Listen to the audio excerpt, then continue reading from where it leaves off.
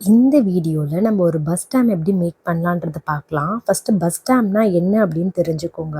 நம்ம blouse stitch பண்ணதுக்கு அப்புறமா நம்மளோட கப் ஷேப் ப்ராப்பராக இருக்கிறதுக்காக நம்ம பஸ்ட் மாதிரியே ஒரு இல்யூஷனை க்ரியேட் பண்ணி அந்த டாட்ஸ் நடுவில் வச்சு ப்ரெஸ் பண்ணி அயர்ன் பண்ணும்போது நம்மளுடைய கப் ஷேப் இன்னமும் ப்ராப்பராக நல்ல ஈவனான ஃபினிஷில் கிடைக்கும்.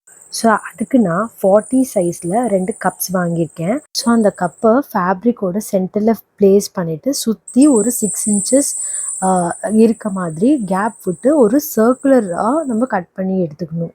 ஸோ அதுக்கப்புறமா நம்ம அந்த சர்க்குலராக கட் பண்ணியிருக்க ஃபேப்ரிக்கில் சுற்றி நம்ம ஹேண்ட் ஸ்டிச் போட்டுட்டு வர்றேன், எம்மிங் பண்ணுற மாதிரி.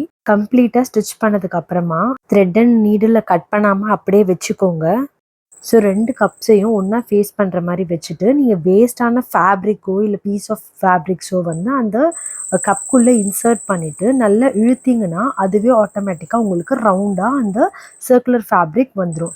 ஸோ அதுக்கப்புறமா நல்லா பட்டன் ஸ்டிச் பண்ணுற மாதிரி நல்லா அதை ரொட்டேட் பண்ணி நல்லா லாக் பண்ணி எடுத்திங்கன்னா உங்களுக்கு அழகான ஒரு பஸ் ஸ்டாம்ப் ரெடி ஆகிடும்.